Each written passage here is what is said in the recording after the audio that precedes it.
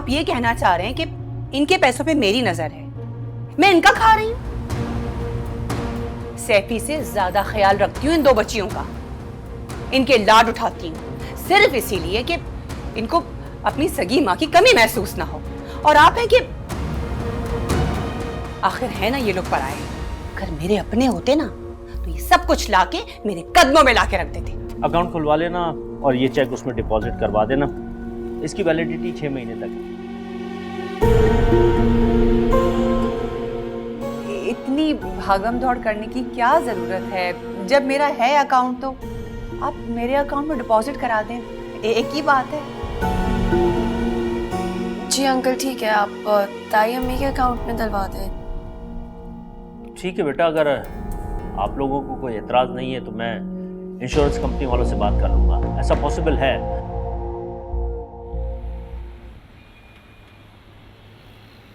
काश आप साल में 2-3 दफा तो पैदा होते। 2-3 दफा? क्या मतलब?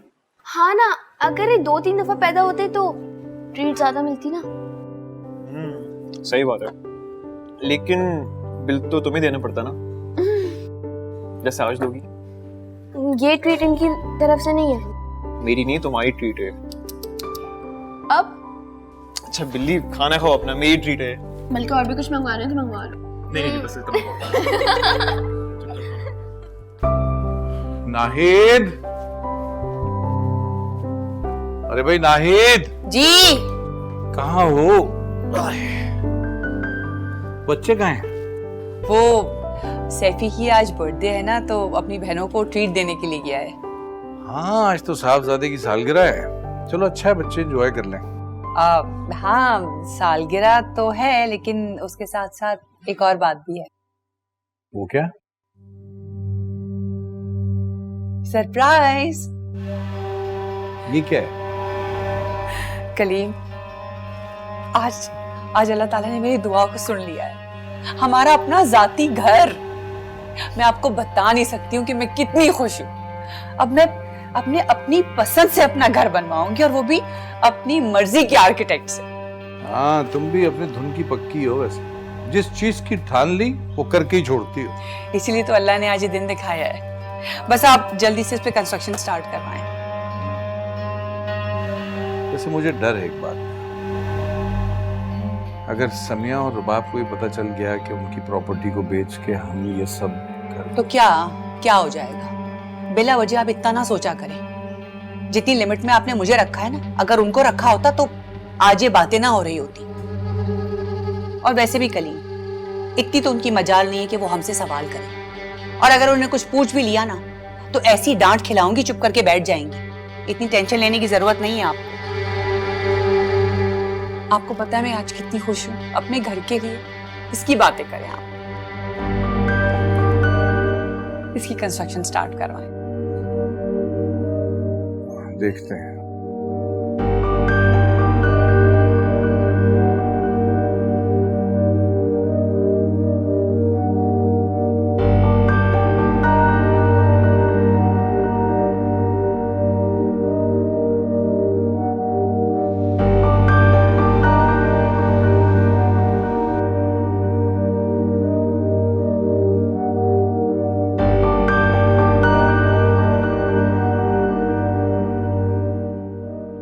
आपी, हाँ बोलो। क्या ऐसा हो सकता है कि मैं अपनी हायर स्टडीज अब्रॉड से कर लूं? हाँ हाँ, अगर तुम वाकई करना चाहती हो, सीरियस हो, तो क्यों नहीं।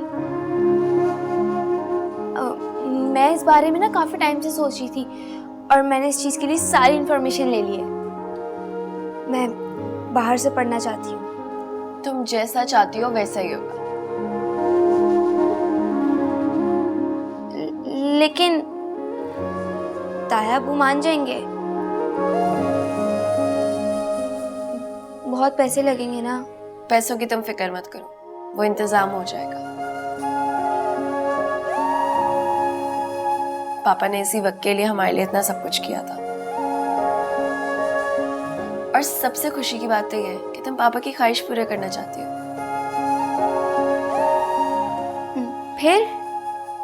फिर क्या, चलो ताई अम्मी से चल के बात करते हैं।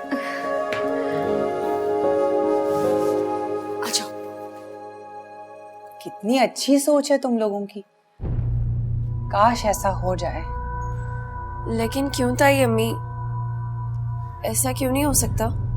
बस यही बात तो मैं तुम्हारे तायब्बू को समझाती रही, लेकिन वो हमेशा से डरते रहे, इसीलिए शायद उन्होंने कभी इलाज भी नहीं करवाया। वो तो मैंने ही उनको जोर दिया। क्या हुआ है ताई अब्बू को?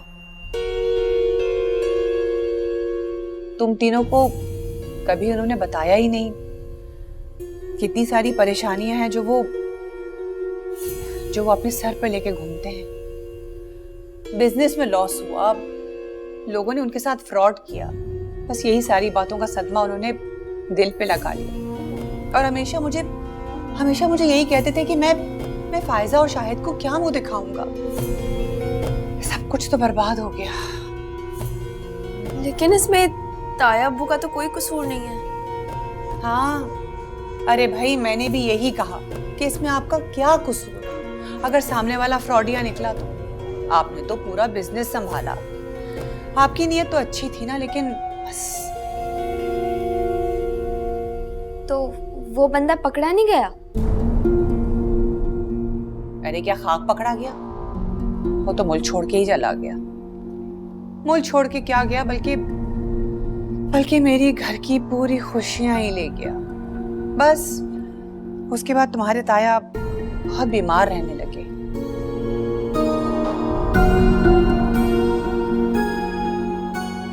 अब बेटा, वो तुम दोनों ना ये बात सैफी से मत करना, वरना वो पढ़ाई छोड़कर बैठ जाएगा। नहीं ताई अम्मी, आप परेशान मत हो, बल्कि आप ताया अब्बू से भी कह दीजिएगा कि वो सिर्फ अपने इलाज पर फोकस करें। हाँ, हमारे लिए उनकी सेहत से ज्यादा कोई भी चीज अजीज नहीं है।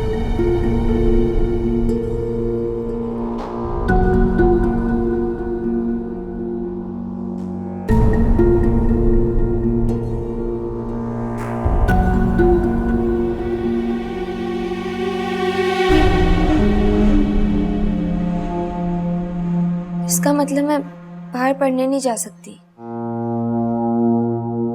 चलो, मैं ना सही, सैफी भाई तो डॉक्टर बन जाएंगे, उनका तो लास्ट ईयर चल रहा है। मुझे तो पहले जाकर हाई स्कूल करना था और फिर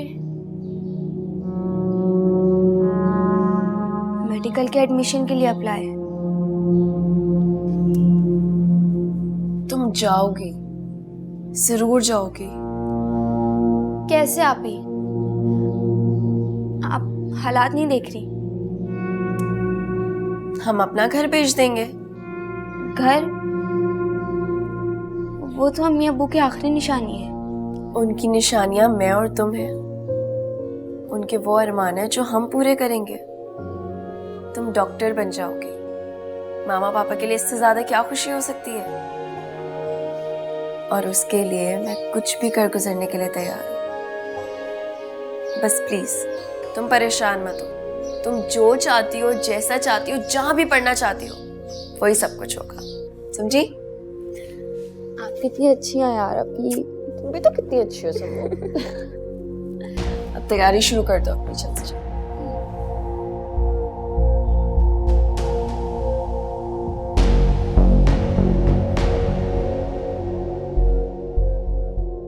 क्या बात क्या है?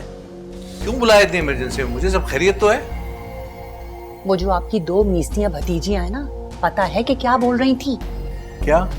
आई थी मेरे पास एक नया शोशा लेकर। समिया है ना, वो हायर स्टडीज के लिए बाहर जाना चाह रही है और डॉक्टरी भी वहीं से करना चाह रही है। तो तुमने क्या कहा? मैंने बात घुमा दी, और क्या। फिर? आप उनकी हिम्मत तो देखें, अपना घर बेचना चाह रही है, जरा सोचें। ये बात उन्होंने तुमसे खुद कही है? मुझसे कहती ना तो खरी खरी सुना देती उनको मैं। तो तुम्हें पता कैसे चला कि वो ये बात कर रही हैं? वो अपने कमरे में बात कर रही थी तो मैंने सुन ली। मेरी बात सुने कलीम, वो जो घर है ना, वो समिया की पढ़ाई के लिए नहीं बिकना चाहिए, मैं आपको बता रही हूँ। मेरा काम था आपको बताना।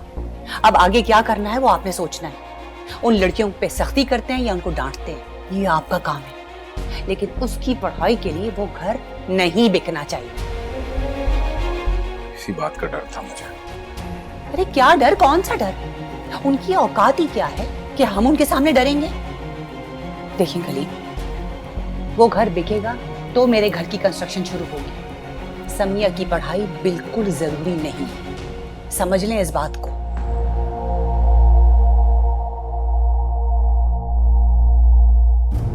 अहम है ताया अब्बू, अहम है ये। अगर ये करना चाहती है तो प्लीज आप इसको इजाजत दे दें। तो मैंने कब रोका है करने से? मगर यहीं पढ़ो ना, एक से एक अच्छा इंस्टीट्यूट है यहाँ, क्या जरूरत है बाहर जाने की? और मैं कैसे जाने दूं एक जवान जहान बेटी को मुल्क से बाहर?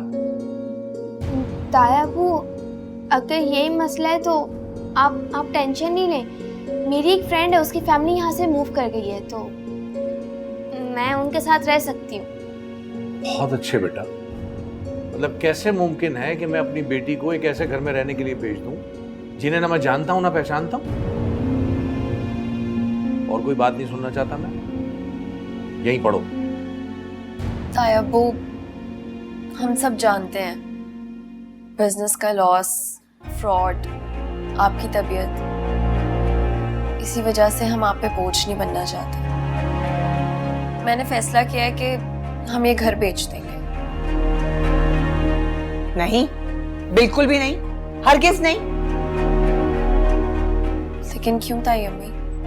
क्योंकि अब बचा कुचा हमारे पास वही घर है। तुम दोनों की शादियां करवानी है, खर्चे मुंह पर पड़े हुए हैं, कहां से पूरा करेंगे भाई हम?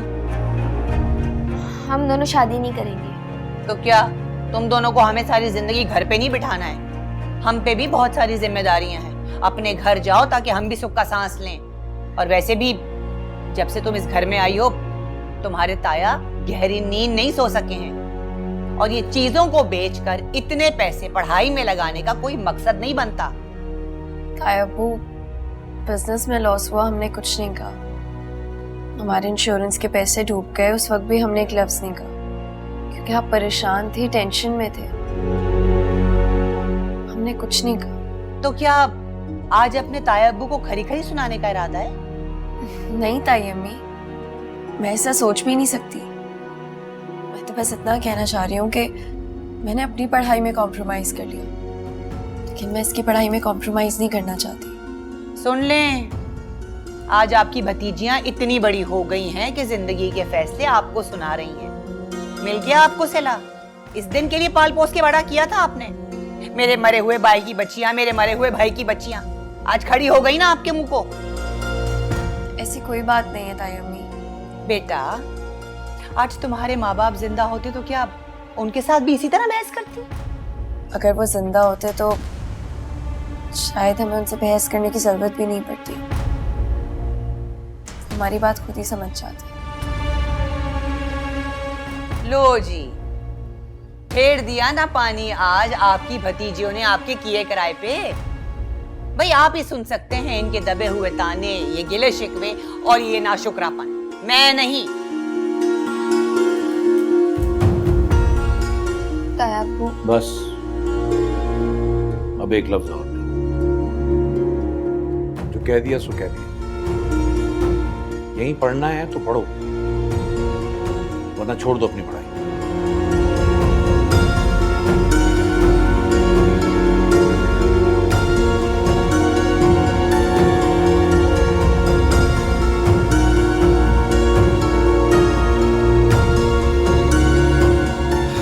सम्मो, तुम्हें फिक्र करने की कोई जरूरत नहीं है। तुम बाहर जाओगी पढ़ने, मैं गारंटी दे रहा हूँ तुम्हें। ताई अम्मी और ताया अब्बू बहुत नाराज हैं। अभी तो मैंने सिर्फ बात की थी और उन्होंने इतनी बातें सुना दी। सम्मो, कुछ नहीं होगा। और वैसे भी ये लोग कितने दिन तक नाराज रहेंगे? कब तक बात नहीं करेंगे हमसे? हाँ, और देखो, तुम लोगों ने कुछ गलत नहीं किया है, इसलिए तुम लोगों को डरने की भी कोई जरूरत नहीं है। ये तुम्हारा हक है। इसलिए अपने इरादों को मजबूत करो और खुद भी मजबूत रहो। तुम्हारा भाई तुम्हारे साथ है।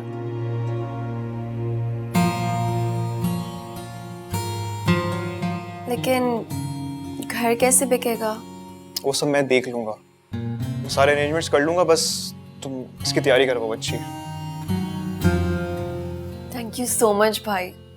थैंक यू नहीं, हाँ जब ये बिल्ली डॉक्टर बन जाएगी ना तो फिर मुझे एक जबरदस्त सी ट्रीट देना। हाँ डन डन। अच्छा हाँ, वो रुबा मुझे जल्दी से फाइल आके दो, मैं ला जल्दी से। थैंक यू भाई।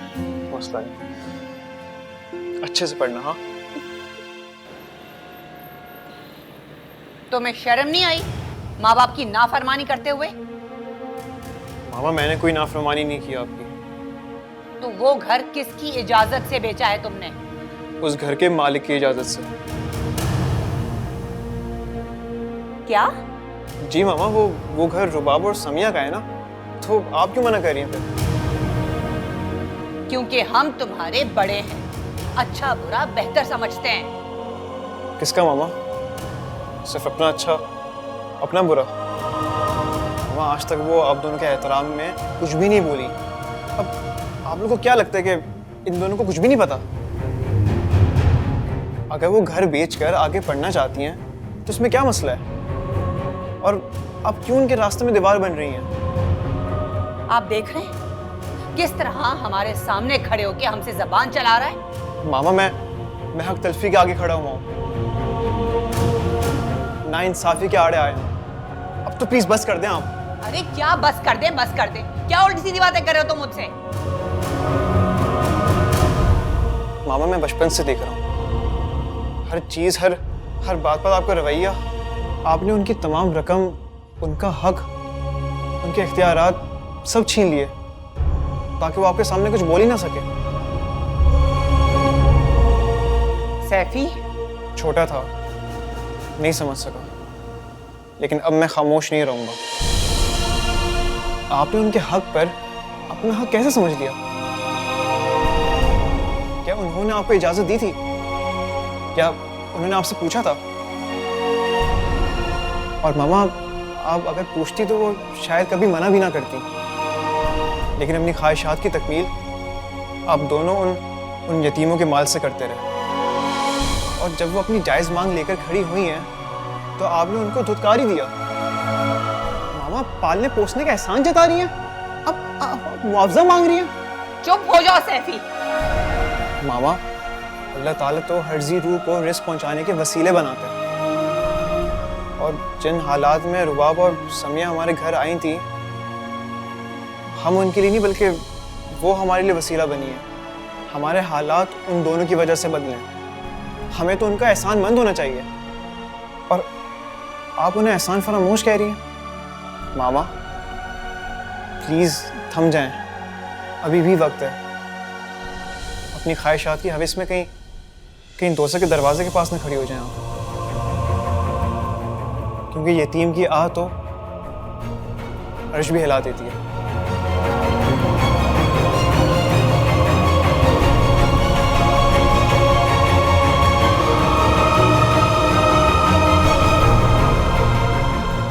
आखिर इन लड़कियों ने मेरे बेटे को भी बदजन कर दिया है। अब नहीं छोड़ूंगी इनको मैं।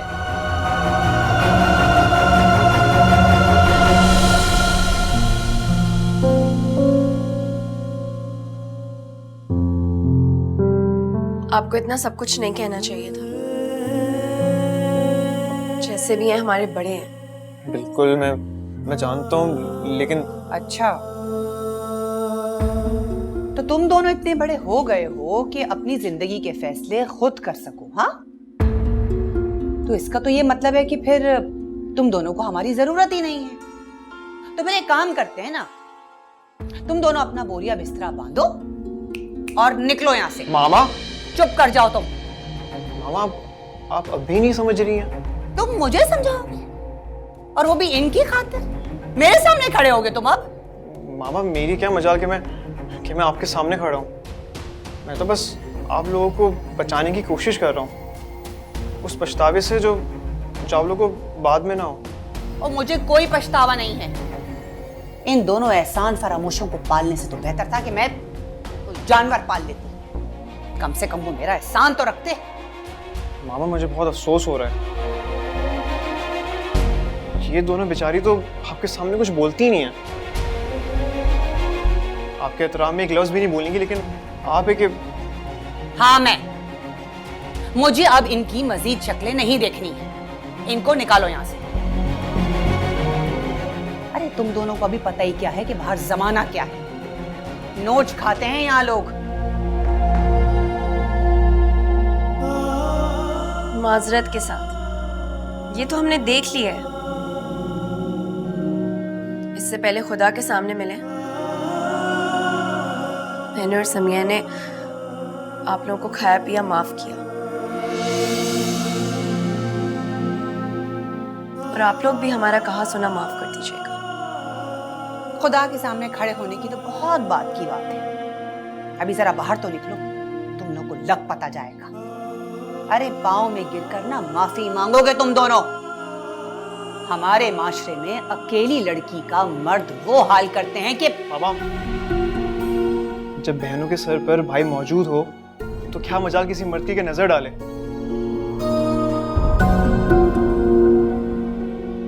क्या मतलब? भाई तो मुहाफिज होते बहनों के, और अगर मेरी बहनें इस घर से जाएंगी तो मैं भी इनके साथ ही जाऊंगा। और मैं बाहर पढ़ने जरूर जाऊंगी। और मैं अब इसके लिए कोई कॉम्प्रोमाइज नहीं करूंगी। और मैं भी हमेशा तुम दोनों के साथ रहूंगा।